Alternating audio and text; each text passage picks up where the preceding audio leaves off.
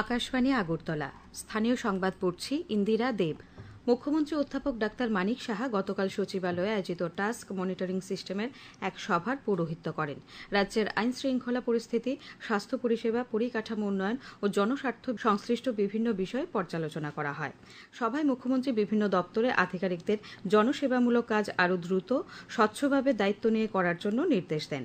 নেশা ও অপরাধের বিরুদ্ধে সংঘবদ্ধভাবে অভিযান পরিচালনার উপর বিশেষ গুরুত্ব আরোপ করে তিনি বলেন, প্রতিটি জেলায় মোবাইল পেট্রোলিং ব্যবস্থা সর্বদা সক্রিয় রাখতে হবে এবং শিশুদের পার্ক বা জনসমাগম হয় এমন জায়গাগুলিতে সুস্থ পরিবেশ বজায় রাখতে সতর্ক থাকতে হবে। এই বিষয়ে পুলিশ প্রশাসনকে আরও তৎপর ও সক্রিয় ভূমিকা গ্রহণের নির্দেশ দেন তিনি। ভারত সরকারের সংস্কৃতি মন্ত্রক বরিষ্ঠ শিল্পীদের জন্য আর্থিক সহায়তা প্রকল্পে আবেদনপত্র আহ্বান করেছে। রাজ্য বা কেন্দ্রীয় সরকারের পুরস্কারপ্রাপ্ত কিংবা আকাশবাণী দূরদর্শনের স্বীকৃত শিল্পী এই আর্থিক সহায়তার জন্য আবেদন করতে পারবেন। আবেদনের সময় তাদের বয়স হতে হবে কমপক্ষে 60 বছর এবং তাদের ব্যক্তিগত মাসিক আয় 6,000 টাকার বেশি হতে পারবে না। তবে তারা যদি কোনো সরকারি সংস্থা থেকে ইতিমধ্যে কোনো ভাতা পেয়ে থাকেন তা আয়ের মধ্যে গণ্য হবে না। সংস্কৃতি মন্ত্রকের ওয়েবসাইট www.indiaculture.gov.in মক স্কিমস অ্যাপ্লিকেশনে গিয়ে অনলাইনে আবেদনপত্র জমা দেওয়া যাবে।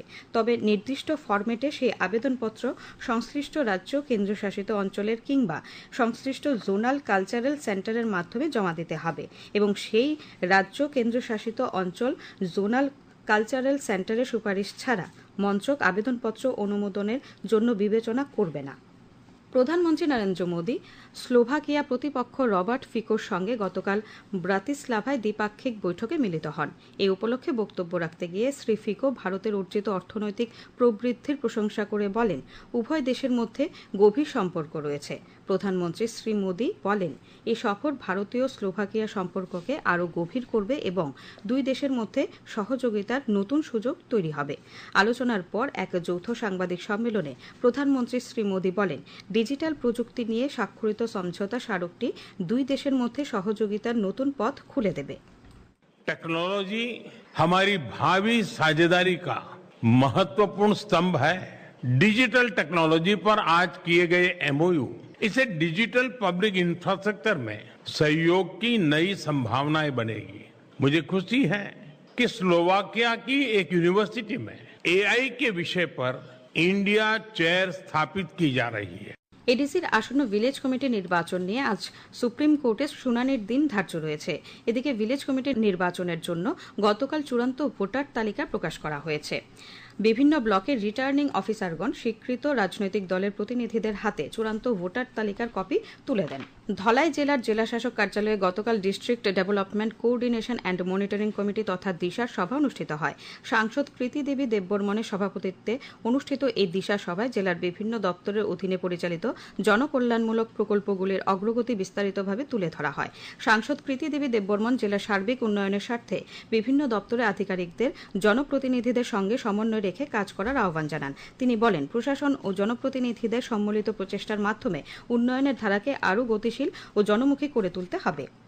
প্রধানমন্ত্রী নরেন্দ্র মোদীর নেতৃত্বাধীন সরকারের 12 বছর পূর্তি উপলক্ষে গতকাল মাতাবাড়ির ধন্যমাণিক্য মুক্ত মঞ্চে এবং তেপানিয়া ব্লক অফিসে আয়োজিত জনকল্যাণ শিবিরের উদ্বোধন করেন অর্থমন্ত্রী প্রণজিৎ সিংহ রায়। তিনি বলেন, 3 দিনব্যাপী শিবিরে বিভিন্ন সরকারি স্টলের মাধ্যমে কেন্দ্র ও রাজ্য সরকারের নানা প্রকল্প সম্পর্কে জনগণকে অবহিত করা হবে।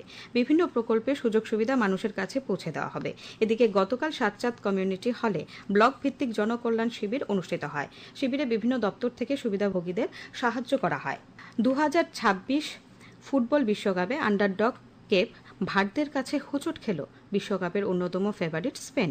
দুর্দান্ত রক্ষণাত্মক ফুটবল খেলে স্প্যানিশদের গোলশূন্য ড্রয়ে আটকে দেয় আফ্রিকার দলটি। অন্যদিকে বেলজিয়াম ও মিশরের ম্যাচ 1-1 গোলে শেষ হয়েছে। এছাড়া সৌদি আরব ও উরুগুয়ের মধ্যে লড়াইটিও 1-1 গোলে ড্র হয়েছে। ভারতীয় সময় অনুযায়ী আজ সকাল 6:30 শুরু হয়েছে ইরান বনাম নিউজিল্যান্ডের ম্যাচ। আবহাওয়ার খবর। আগামী 24 ঘন্টায় সিপাহীজলা জেলা ও দক্ষিণ জেলায় বজ্রবিদ্যুৎ সহ ভারী বৃষ্টিপাতের সতর্কতা জারি করেছে আবহাওয়া দপ্তর। আজ দিনের সর্বোচ্চ তাপমাত্রা 34 ডিগ্রি সেলসিয়াসের কাছাকাছি থাকতে পারে। আগরতলায় আজ ভোরে দিনের সর্বনিম্ন তাপমাত্রা ছিল 25.4 ডিগ্রি সেলসিয়াস। স্থানীয় সংবাদ এখনকার মতো শেষ হলো। পরবর্তী বাংলা স্থানীয় সংবাদ প্রচারিত হবে সন্ধ্যে ৭টা